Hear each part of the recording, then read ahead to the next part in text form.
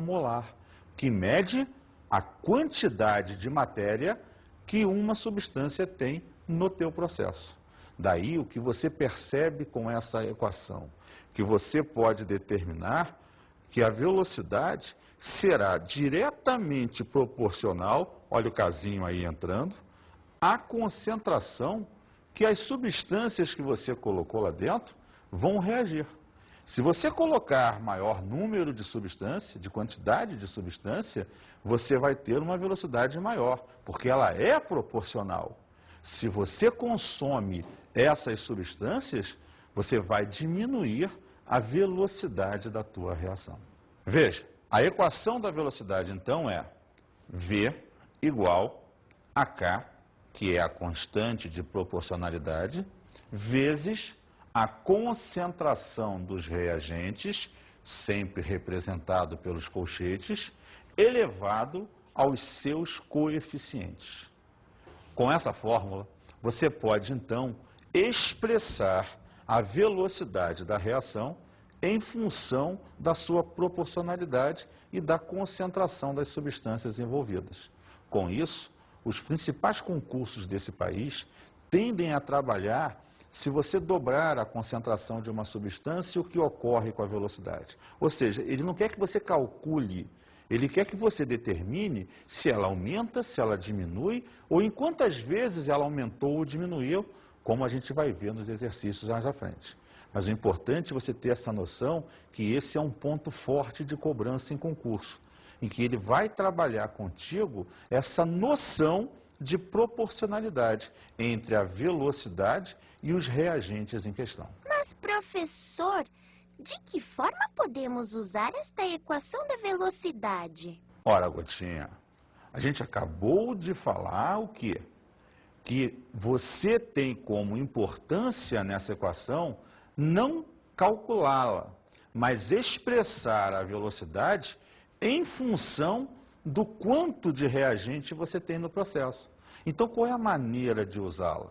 Ele vai criar uma situação em que você dobra a quantidade de substância, reduz a metade a concentração, aumenta em 10 vezes, e ele quer que você saiba trabalhar a relação, a fórmula, e faça com que perceba-se o quanto aumentou ou diminuiu a velocidade como um todo, por esse efeito que você causou, ter aumentado, ter diminuído, dobrado, reduzido a metade, a concentração das substâncias.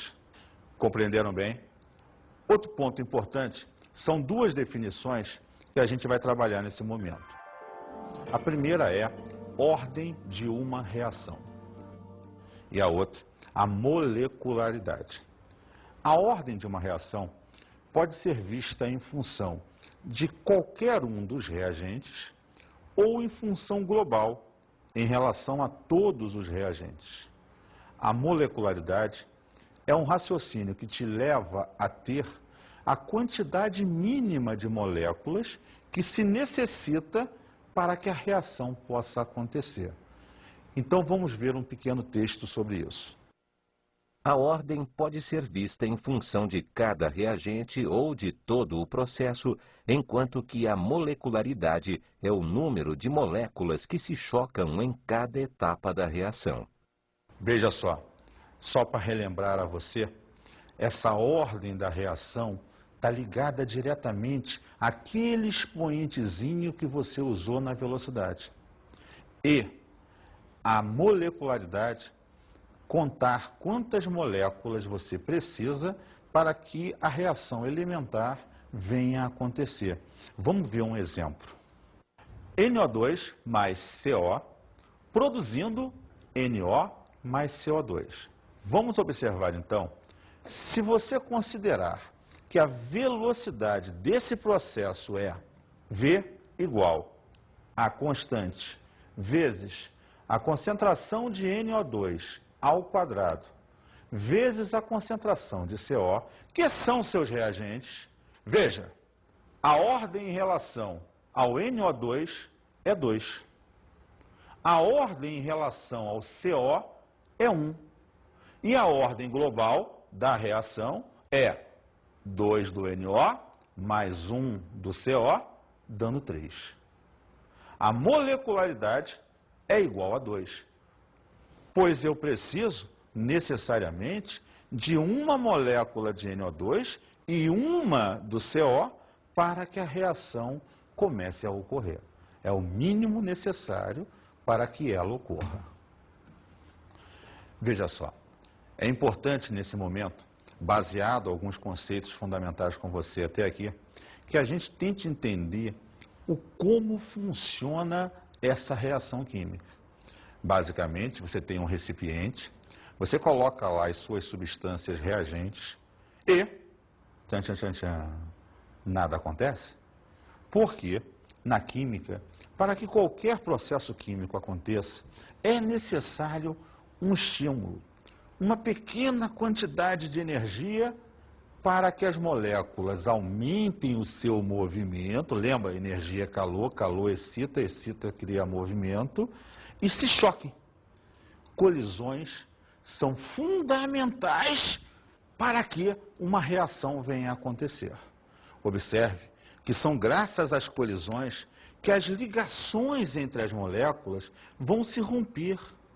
E os átomos, então, podem se reorganizar para gerar as novas substâncias. Hoje, então, a química encara que a reação química ocorre em função dessas colisões intermoleculares. Por isso temos a teoria das colisões. Veja só, a teoria das colisões, ela reflete para você uma ideia reacional. Reagentes são colocados em um recipiente, absorvem energia, calor na maioria das vezes, aumentam a sua agitação e colidem. Quanto mais colisões, mais rapidamente as ligações vão se quebrando e aí você chega a uma situação em que você produzirá novas substâncias, que a gente chama de produtos. Mas lembre uma coisa, se você adicionou energia aos reagentes e estes absorveram, essa energia, daqui a pouco vamos ver melhor, é chamada de energia de ativação. Ela aumentou o movimento e quebrou as ligações. Só que agora os átomos estão excitadões, cheios de movimento, de amor para dar. E aí? Aí é que você vai perceber que tem que existir um momento em que ele libera esse calor a mais que ele tem para que os átomos diminuam o movimento e formem novas ligações. Como podemos ver nesse exemplo agora, H2 mais Cl2 vai produzir 2 de HCl. O que a gente vai perceber nesse exemplo? Veja só, a gente vai perceber que o H2, ao colidir com o Cl2, vai quebrar as suas ligações. E o cara disse ali no exemplo que vai produzir um tal de HCl. Vamos ver se é isso mesmo.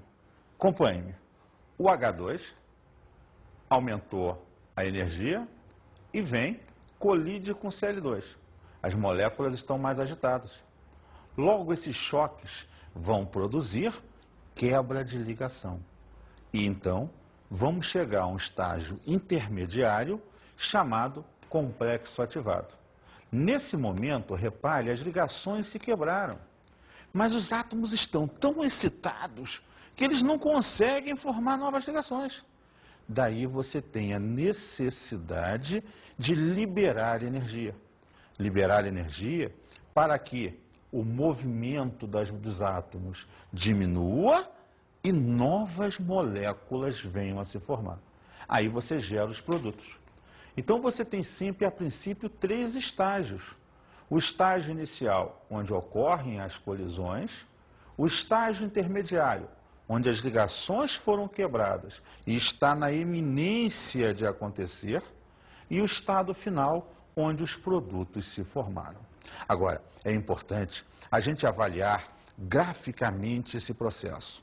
Hoje, os principais concursos desse país dão ênfase a esse processo energético, sim, a essa questão de absorver e liberar, mas graficamente falando. Entender que isso tudo aconteceu em função da energia envolvida no processo, e do andamento do processo é fundamental para que a gente possa ter uma compreensão total. Veja só, inicialmente você coloca os reagentes dentro do seu recipiente a fim de que comece um processo. Como qualquer substância na natureza, esses reagentes têm uma quantidade mínima de energia, que você já viu em termoquímica, que a gente brincando chama de caloria. Lembra? Você abre a geladeira, vai tomar aquele iogurte, a consciência pesa e são 50 calorias. Caloria é energia. Energia que aquele produto tem e quando for queimado no seu organismo, vai gerar a mais. Mas fica tranquilo, como você exercita muito, você vai gastar essa energia e nada acontece. Se você não gastar, o teu corpo vai transformar em glicídios, lipídios, gorduras e vai acumular. Mas eu estou melhorando. Voltando então para o gráfico, temos que, colocados os reagentes no momento em que eles apresentam uma certa quantidade de energia, sabendo que eles não conseguem só com essa energia reagir, vamos dar a eles mais energia. Sempre fornecemos uma pequena quantidade de energia que é chamada de energia de ativação. Essa energia para quê? Provocar colisões, fazer com que as ligações se quebrem e chega-se ao pico, que é o complexo ativado. É um estado ativado ou complexo ativado, onde as ligações se romperam, mas a reação não aconteceu. Porque agora, e isso é importante, você tem que liberar energia para que os átomos novamente se juntem e formem novas ligações. Aí